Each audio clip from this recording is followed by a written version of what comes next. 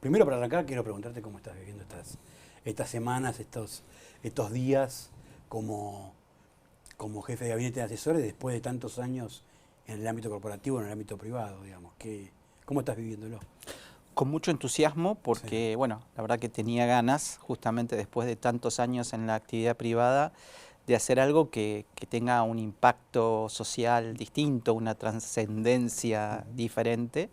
Y desde ese lugar, bueno, estoy como muy inspirado. Y bueno, descubriendo un mundo nuevo también, porque, digamos, los factores de éxito en la ejecución de lo público son distintos, tienen otros trámites, otro timing Ujú. al sector privado y bueno, hay que adaptarse a eso y aprenderlos. Me interesaba preguntarte eh, cuánta distancia había entre lo que vos pensabas que era el Estado y lo que efectivamente estás viendo que es el Estado. Te diría que depende, por ejemplo, en el plano No de... digo como una crítica, No, digo de no, lo que sí. estás viendo y de lo que pensabas que ibas a encontrarte.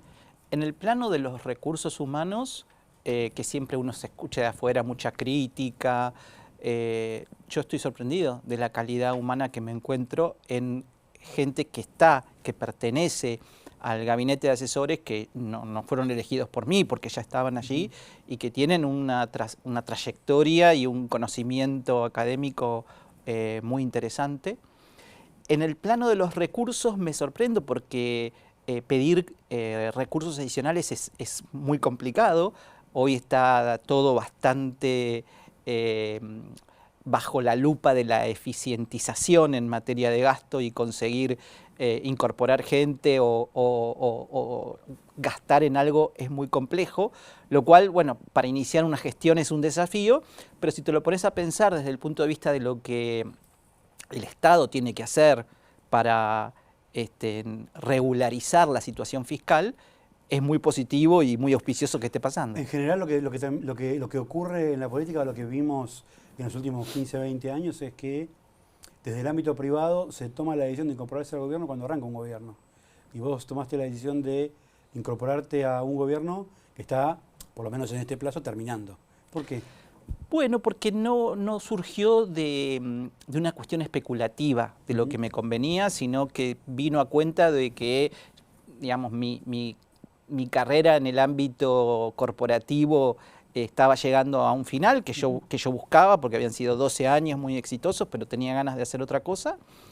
Y de un acercamiento del presidente hacia mí, donde me invita a incorporarme en una función que me parece realmente muy interesante y muy inspiradora. No especulé si faltaba un año, si iba a reelegir o no. Me gustaba hacer esto, me parecía que podía tener un impacto positivo y lo abracé. Cuando arrancaste habías planteado la idea de que tu intención era tratar de sentar en una mesa a la mayor cantidad de actores posible, del ámbito privado también, del ámbito público y de distintos espacios. ¿Cómo te está yendo en esta tarea, sobre todo en un momento que está bastante complejo desde lo económico y también desde lo político, ¿no? Es un desafío, te diría que es uno de los principales desafíos que tiene hoy la Argentina, es el diálogo político diverso, ¿no?, entre los distintos sectores. La prueba más evidente es el Congreso, ¿no?, que uno lo ve Ujú. como muy trabado, con muchas dificultades para poder Bloqueado. avanzar en leyes que son importantes para la gestión Ujú. pública. Bueno, de ahí hacia otros ámbitos también se verifica esa complejidad. La semana pasada tuvimos la oportunidad de sentar en una mesa al presidente de la Nación, al jefe de gabinete de ministros, estuve yo, y del sector privado, dos empresas emblemáticas para el agro, una ADECO, que se Ujú. especializa en la producción primaria, pero integrándose en la producción de alimentos. Todo lo que parece muy difícil en Argentina y que necesitamos que haya más. Ujú. Y por otro lado, otra empresa muy importante en el terreno de la bioeconomía y la biotecnología, como es Bioceres, que lanza el trigo Ujú. HB4, la soja tolerante a la sequía, en un país donde uno dice, pero con todas estas dificultades se puede innovar, se puede crecer en materia científica y tecnológica.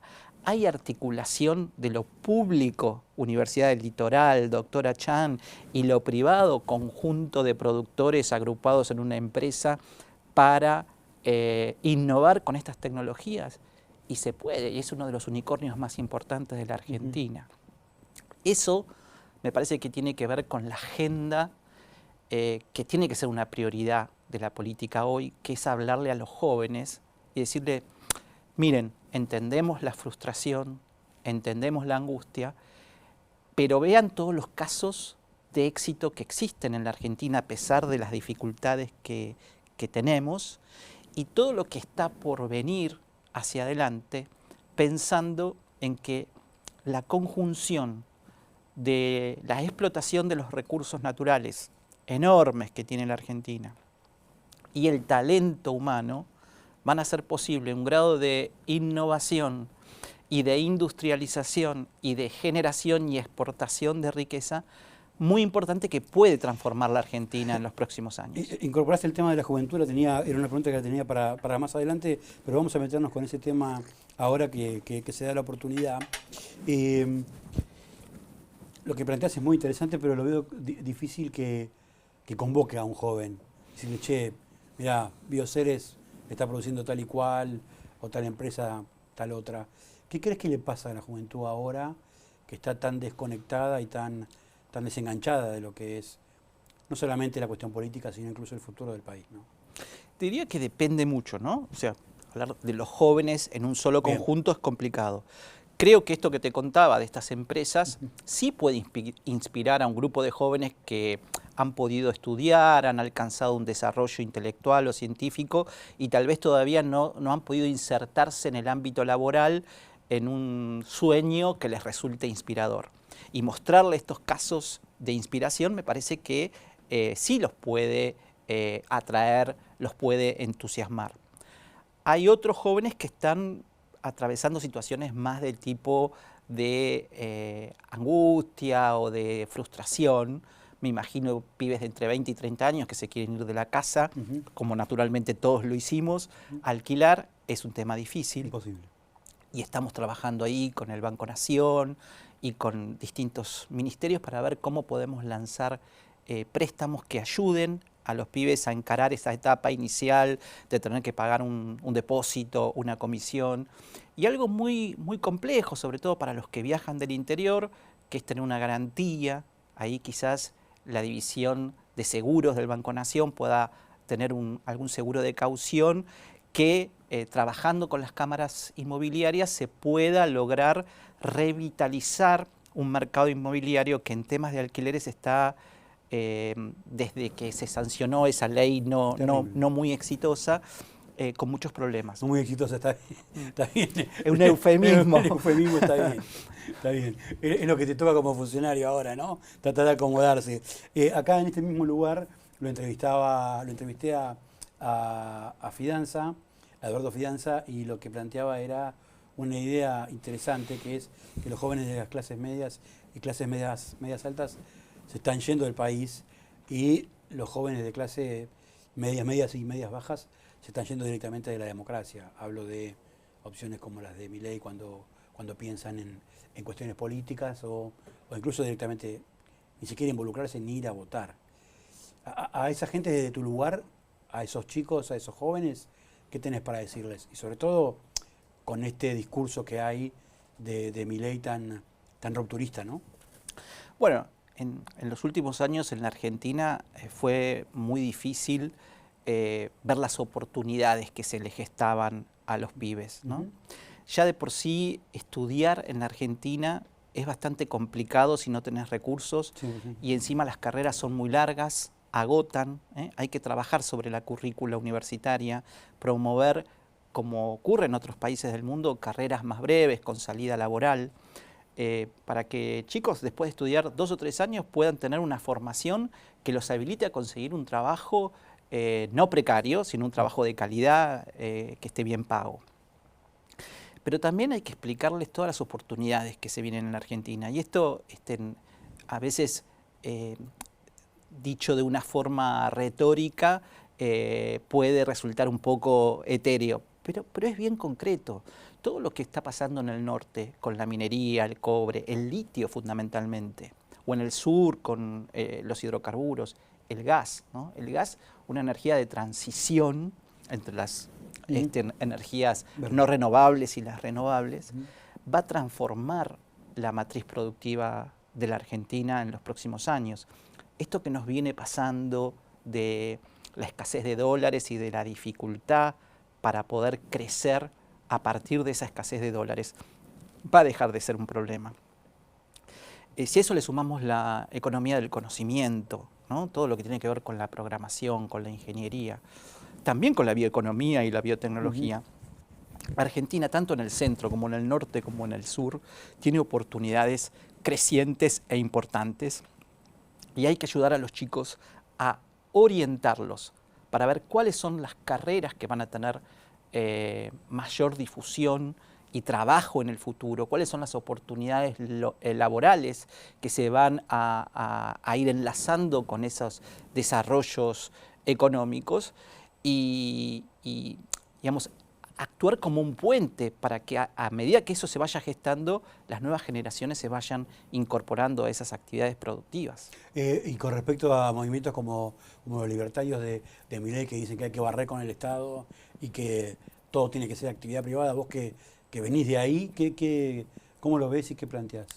Mira, es interesante porque cuando vos profundizás un poco más en las encuestas, lo que notás es que el abrazo a Milei tiene más que ver con el desencanto que con la identificación ideológica. Porque cuando a esos mismos pibes les decís, ok, bueno, vos votarías a Milei, ¿estás de acuerdo con que el Estado desaparezca completamente de la educación pública? No.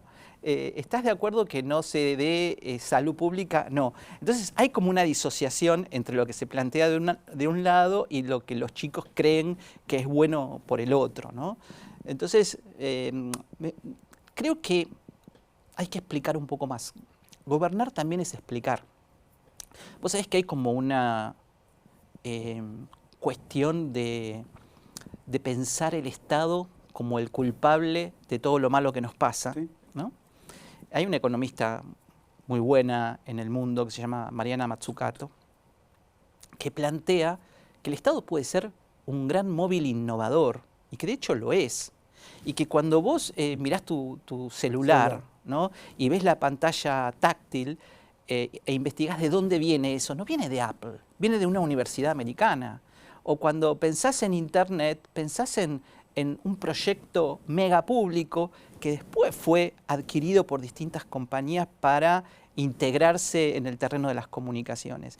Y así podemos usar un montón de ejemplos donde lo que se visualiza, para no hablar de las vacunas con el COVID, las principales compañías farmacéuticas recibieron influjos importantísimos de los estados europeos y americanos. Y eso permitió que en un proceso de innovación rápida de la actividad privada, pero con fondos públicos, se pudiera acelerar. Déjame hacerte un punto ahí, Antonio, pero ese argumento sobre la eficacia y las bondades que tiene el Estado choca con la realidad que tenemos en Argentina, que se crean secretarías de la secretaría de la secretaría y el Estado termina siendo un Estado elefantiásico con pocas funciones que se traduzcan en beneficios reales para la gente. Por Están eso yo creando creo todo el tiempo superestructuras, secretarías de pensamiento o subsecretaría de coordinación de la no sé qué, que no se traduce en crear un Internet. Por En eso yo Argentina es otra creo, cosa, ¿no? claro, creo que hay que diferenciar de gastar mucho con gastar bien. Ok. Y hay que, digamos, reducir el Estado burocrático, pero reforzar el Estado innovador. Y vos te vas a encontrar en el CONICET, te vas a encontrar en la UBA, te vas a encontrar... Bueno, en el CONICET podemos hacer también una liñita, ¿no? Bueno, a ver, de lo que hay CONICET, dentro del CONICET, ¿no? CONICET Porque podemos tenés hablar... oficinas muy interesantes, muy innovadoras, pero también tenés larga fila de contratos que investigan sobre la poesía en no sé qué año, ¿no? Puede ser, y habrá que, Digo que está muy bien, revisarlo pero... y corregirlo. Pero no podemos negar que del CONICET han salido cosas muy importantes, ¿no? Y qué sé yo, ahora hay un proyecto para la cura del cáncer que está muy avanzado, que surge del CONICET. Hay una vacuna para el COVID que a mitad de este año estaría prácticamente lista para empezar a ser aplicada. Único país de América Latina con capacidad de desarrollo, innovación y producción de vacuna COVID. Digo, hay un montón de cosas que tenemos que mejorar, sin duda, pero Argentina sigue siendo un país generador de proyectos de innovación. En este punto me gustaría decirte algo también que tiene que ver con la gestión del gobierno, ¿no? Que muchas veces se mira el vaso medio vacío y no el vaso medio lleno. Vamos a hablar de eso. La gestión, ¿no? Y esto te lo digo, casi te diría con lo que todavía me queda de lo que no me pude haber sacado del todo el sombrero de lo privado, no se mide en forma absoluta, sino que se mide en forma relativa. ¿Y esto qué significa? ¿Con qué recursos contaste y qué output generaste en función a esos recursos? ¿No? Por ejemplo, vos podés decir, mis ventas crecieron un 20%. ¡Uy, qué bien! No, qué mal, porque el mercado creció un 50%. O mis ventas crecieron un 20%. ¡Uy, qué bien! Porque el mercado creció un 5%, con lo cual vos creciste mucho más.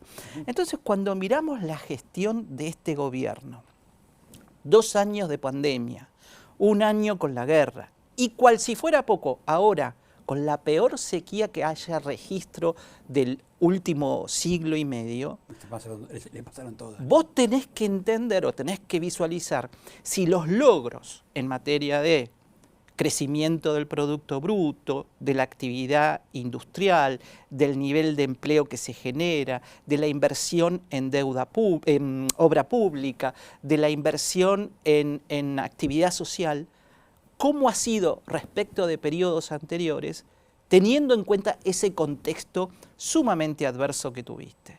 Y entonces la conclusión que vas a llegar es que ha sido un gobierno muy exitoso para las vicisitudes con las que tuvo que lidiar. Es bastante polémico lo que decís, ¿no? Porque la percepción que hay social y también desde el ámbito político es todo lo contrario, ¿no? Que se trata de un gobierno de resultados magros, ¿no? Que le tocó bailar con la más fea en todo sentido y que no, digamos, no le faltó que le pase nada, pero que la gestión, tanto en lo económico como en lo político, no fue del todo positiva. De hecho, la Roque lo plantea, si la gestión hubiera sido buena, ya estaríamos todos pegando afiche para la reelección del presidente y eso no ocurre, ¿no? Sí, hay como una dificultad para visualizar el contexto. Digo, y bueno, esto es lo que es, habrá que trabajar en la percepción pública para que eso se comprenda más. A ver, me interesa eso. Y bueno, digamos, en el año 2020 se sucede la pandemia, Argentina no tenía ninguna posibilidad de recurrir al endeudamiento. Estábamos con un préstamo con el Fondo Monetario prácticamente en situación de default y una deuda interna reperfilada. Todos los países del mundo emitiendo dinero o endeudándose para poder gastar más y sostener la economía. En ese contexto, Argentina la única opción que tenía era emitir. Esa emisión hoy todavía nos está costando en materia de inflación. ¿Qué pasaría si otro gobierno, por ejemplo una continuidad del gobierno de Macri, hubiera estado en funciones? ¿Hubiese emitido toda esa cantidad de dinero para sostener la economía o hubiésemos estado expuestos a una miseria absoluta? Contrafáctico, pero estaría bueno pensarlo, ¿no? El hecho de que el Estado haya estado presente hoy nos cuesta una inflación muy alta, pero ¿qué implicó? Que al año siguiente, después de una caída en el 2020 del PBI de más de 9 puntos, se recuperara todo eso y se creciera aún un poco más, 10 y pico % de crecimiento del PBI. Y vos decís, eso es rebote. No, es un poco más del rebote. Y no todos los países rebotaron en la misma proporción. Y al año siguiente, 2022, se crece en 5,5%. No en todos los países, digamos, estamos en el récord de caída universal. Claro, pero al año siguiente de la caída, los países recuperaron una parte de la caída. Argentina recuperó más de lo que cayó en el 2020 y en el 2022 creció arriba del 5,5%. Y en materia de empleos, el periodo anterior destruye en materia de empleo privado registrado 220.000 puestos de trabajo. Con todas esas dificultades que yo te comenté de pandemia, guerra, en el periodo de Alberto Fernández se crean 250.000 puestos privados registrados. A eso le tenés que agregar monotributo, autónomos, en función, y empleo público. Si sumás todo eso, se llega a 1 millón de puestos de trabajo. Cuando mirás la inversión en obra pública o la inversión en el desarrollo social, se duplica la inversión pública en relación al PBI respecto de lo que se invertía en el periodo de Macri. Vos sabés que una de las variables de ajustes durante el periodo de Macri para reducir sobre la última parte de su mandato el déficit fiscal fue reducir drásticamente la obra pública, la obra de infraestructura. Esa es una de las razones por las cuales no tenemos el gasoducto todavía listo. Entonces, cuando vos mirás todo eso, vos decís, este gobierno con la dificultad que tuvo, hizo una gestión muy buena.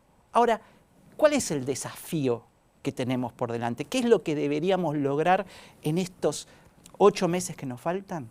El desafío es el de la redistribución del ingreso. Lograr un impacto este año en los salarios de los trabajadores por encima del factor inflacionario sería realmente lo que coronaría un periodo exitoso. Comprendo, el tema es, las buenas intenciones todas las tenemos, el tema es cómo se logra eso, ¿no? Porque se viene arrastrando, incluso dentro del gobierno de Alberto Fernández, caídas persistentes de los ingresos de los trabajadores. Está bien atemperado el último año, afectado por la pandemia y por la guerra en los años pasados, pero el ingreso promedio del laburante está por debajo de lo que tenía cuando llegó Macri, en capacidad de poder adquisitivo. Mira, te hago esto es dato, ¿eh? A mí me gusta mucho hablar con datos, sí, de formación profesional. Sabemos que con la estadística podemos hacer cualquier cosa, ¿no? No, bueno, pero vos decime si esta estadística te parece lógica o no. En los 4 años del periodo de Macri, el poder adquisitivo del salario cayó 20 puntos, medidos en pesos constantes por inflación. ¿Qué pasó en el periodo de Alberto? Con toda esa dificultad que tuvimos, evitamos que siga cayendo. Estarían dadas las condiciones para que con un 10% de caída del PBI casi en el primer año, la pandemia y la guerra, se podría haber destruido mucho más. Se trabajó con paritarias libres para que no siga cayendo y se siga manteniendo. No pudimos recuperar esos 20 puntos que se cayó el poder adquisitivo durante el periodo de Macri. Sería muy bueno si en los 8 meses que nos faltan pudiéramos reducir el índice inflacionario y promover paritarias y algún otro tipo de compensación salarial que haga que para el final de nuestro mandato el poder adquisitivo le agregue 5 o 6 puntos al salario de recuperación de esos 20 que perdió Macri. ¿Estás pensando en un tipo de suma fija, en algún tipo de bono? Son decisiones, ¿de algo por fuera de la paritaria? Decisiones que están todas seguramente en análisis por parte del ministro de Economía. Digo, porque a partir de eso se puede disparar esa guerra o esa carrera entre precios y salarios, que siempre el salario termina perjudicado, ¿no? Claro, por eso es que lo más importante es evitar una espiralización inflacionaria y lograr una estabilidad hacia la baja del proceso inflacionario. Eso es lo que más positivamente va a influir en el poder adquisitivo del salario. Si sobre eso podemos lograr alguna recuperación que haga que la proporción del salario versus la retribución del capital, en esa proporción que normalmente debiera ser 50 y 50 y que hoy está un poco deteriorada, se pudiese recuperar, bueno, yo a eso lo llamaría éxito absoluto después de todas las cosas que te acabo de describir y que creo que esa es en el fondo la materia pendiente. Pero vos dirías entonces que culminada la presidencia sería una presidencia exitosa de Alberto. Sin ninguna duda. Sin ninguna duda. Porque, repito, vos tenés que considerar cuál es el contexto. Contraintuitivo lo que decís, ¿no? No, digamos, es Digo, yo agarro a cualquier persona de la calle y le digo, che, ¿el gobierno de Alberto Fernández es exitoso? Y de 10, no sé si uno me va a contestar eso. Bueno, pero también es contraintuitivo decirle, este es el verano más caluroso de la historia, y vos te lo preguntan con 40 grados de sensación térmica y vas a decir que sí. Ni siquiera te vas a poner a pensar si en 1957 no hizo 43 grados, ¿no? ¿Verdad? Porque es lo que te está pasando en ese momento. En este momento vos lo que percibís es que tu salario no está todavía como a vos te gustaría, y eso influye. Los gremios y los sindicatos aceptarían una solución así porque estuvieron durante los últimos 3 años casi en pie de guerra para que no se haga, y el gobierno de Alberto Fernández... ¿Qué solución te referís vos? Porque yo creo que el sindicato siempre va a pelear para la recuperación del poder adquisitivo. Bueno, en los últimos años se resistieron bastante a que se aplicara una... No, de hecho, lo dijo Alberto Fernández, no se quiere, que los sindicatos no quieren que haya ninguna suma fija. Pero eso lo estás diciendo vos. Yo en ningún momento dije que esa sea la solución. Ok.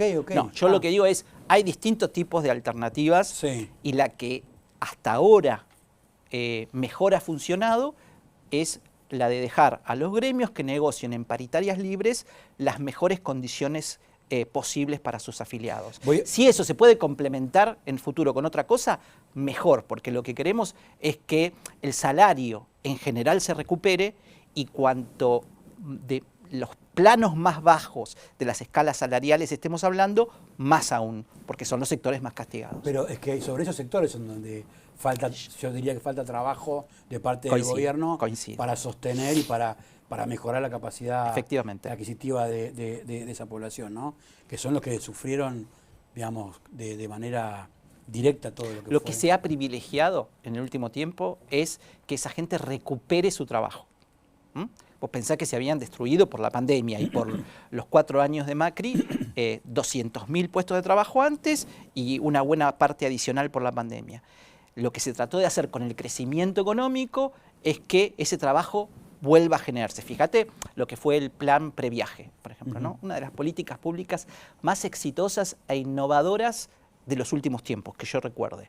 Uno de los sectores más castigados, como la gastronomía, la hotelería, el turismo, se aceleró el despegue con una política pública que hizo que prácticamente hoy estemos en un nivel de actividad igual o incluso mejor a la prepandemia. Me quiero meter ahora en la parte no del todo agradable y no del todo simpática que tiene la política. En estas semanas me parece que hay una tendencia que se vino como agravando, que un poco lo estás planteando vos ahora, de una vocación o de un intento del gobierno de querer reivindicar las cosas buenas que pudieron haber hecho, y al mismo tiempo un agravamiento de las tensiones internas y la cámpora que está tirando con piedra cada vez más grande. ¿Cómo estás viendo esta situación tan tensa dentro de la coalición de gobierno, vos como asesor del presidente, ¿no? Bueno, yo creo que hay una novedad que estamos viendo los argentinos, que es esta cuestión de los frentes políticos por oposición a lo que eran los partidos políticos hace 10 o 20 años atrás, ¿no? Y no es propio solamente del oficialismo, sino también lo ves en la oposición, ¿no? Donde hay 3 fuerzas políticas, pero incluso dentro de esa, en la oposición, digamos, si vos pensás en su composición, el partido, digamos, más mayoritario como es el PRO, también hay discusiones internas e ideológicas bastante profundas. Y lo propio pasa en el oficialismo. En ese sentido, me parece que la propuesta del presidente Alberto Fernández de dirimir esas diferencias en unas PASO y sobre todo aprovechar estratégicamente el ámbito electoral previo para que queden expuestas esas diferencias y se logre un acuerdo programático, me parece que es una decisión muy inteligente, y sobre todo porque creo que el presidente lo que busca es, ante todo, que el Frente de Todos sea competitivo y pueda ganar las elecciones, por encima de cualquier candidatura. Entonces, estas tensiones son quizás tensiones lógicas dentro de un frente político. Estamos en el periodo previo a la decisión de candidaturas, es lógico que se exacerben, es el momento justamente para clarificar cuál es el programa ideológico y pragmático que va a presentarle el Frente de Todos a la sociedad de cara a las elecciones. Ahora, me interesa esta idea que estás planteando. Ahora, esta cuestión es muy divergente entre lo que plantea Alberto Fernández y lo que está planteando el cristinismo o la cámpora, si se quiere. No sé si es tan divergente. Hay algunas cosas que se intuyen con diferencias. Creo que la más pública y notoria tiene que ver con el Fondo Monetario Internacional. Exacto. Y el acuerdo. Y me parece que es oportuno que se discuta cuáles son las alternativas. Porque ¿a quién no le fastidia el Fondo Monetario Internacional? Yo soy un tipo que vengo de 40 años de la actividad privada, no puedo considerarme una persona de izquierda, digamos, ¿no? Siempre tuve una mirada de centro de la política. Pero igual me fastidia el Fondo Monetario Internacional. Me fastidia que me digan lo que tengo que hacer o lo que no tengo que hacer en materia económica. Pero, ¿cuál es el costo de pelearte con el Fondo Monetario Internacional cuando ya estás adentro? Este es el punto que uno tiene que meditar en función del pragmatismo, porque vos tenés que asegurar que la actividad económica siga, que las empresas sigan teniendo crédito accesible, que vos no te caigas del mundo para que puedas ir a presentar un bono y que te lo compren, para que alguien que tenga que importar algo de China pueda tener una carta de crédito. Entonces, como el país tiene que seguir funcionando y vos tenés que seguir existiendo, acordar con estos organismos internacionales. Ahora que termine de difundirse el comunicado del Fondo Monetario, que el gobierno lo comunique y que inmediatamente atrás aparezca la cámpora con un comunicado tan duro y la vicepresidenta el viernes criticando de una manera también muy airada contra el acuerdo, digamos, es complicado también, ¿no? A ver, yo lo veo como algo del tipo, a mí esto no me gusta, pero tengo que vivir con esto, ¿no? O sea, a su vez como pudieron existir esos comunicados pero no duros. Están diciendo eso en la Cámara. Pero están diciendo todo lo contrario, están diciendo esto que se hizo está mal y hay que hacerlo de nuevo. Pero, no es lo mismo. Pero validan la gestión de Sergio Massa y dicen que está haciendo todo lo posible para tratar de llevarnos a un buen puerto, ¿no? Entonces, si crees, ahí hay una cosa de decir, no me gustó tener que arreglar con el Fondo Monetario Internacional, no quería, no lo voté, pero ahora valido que el ministro Sergio Massa está haciendo su mejor función y gestión para poder llevarnos a un buen puerto. Ahora, ¿no crees que son un poco crueles con el presidente diciendo las cosas que dicen? ¿No son un poco, sí, crueles es la palabra? El presidente está haciendo un trabajo... Digo, lo tratan de varias cosas que no vale la pena repetir, ¿no? A los presidentes se los mide en perspectiva histórica. Y yo estoy absolutamente seguro que cuando se valide esa perspectiva histórica se va a poder entender esto que yo te decía de cuáles fueron todas las dificultades que tuvimos que atravesar en estos años y que seguimos atravesando. Esta sequía es tremenda, Facundo. Tremendo. O sea, no hay registro de una sequía como esta. Y esto va a significar, en materia de exportaciones, una cifra, una baja muy dura. Y va a haber que afrontar y buscar soluciones alternativas para que si se desacelera un poco la actividad económica, no golpee innecesariamente al sector trabajador y al sector productivo, ¿no? O sea, va a haber que cuidar y redireccionar los dólares para que sean utilizados en lo que realmente le importa a la Argentina. Ahora, ¿hablás con Alberto Fernández cuando se producen estas declaraciones tan altisonantes y estas embestidas tan duras de la Cámpora? ¿Cómo lo ves al presidente cuando recibe estos impactos políticos tan fuertes, ¿no? Desde adentro, desde quien se supone que son sus socios y que tendría que ayudarlos, y que Aníbal Fernández dice, muchachos, paren un poco, ¿no? A mí una de las cosas terminan pareciendo más opositores que oficialistas, ¿no? Pues sabes que a mí una de las cosas que más me motivó de unirme al equipo de Alberto Fernández, quizás porque, digamos, a una distancia enorme, ¿no? Yo habiendo sido CEO de una empresa y él como presidente de la República, viste, hay muchas situaciones en las cuales vos te sentís solo frente a determinadas adversidades.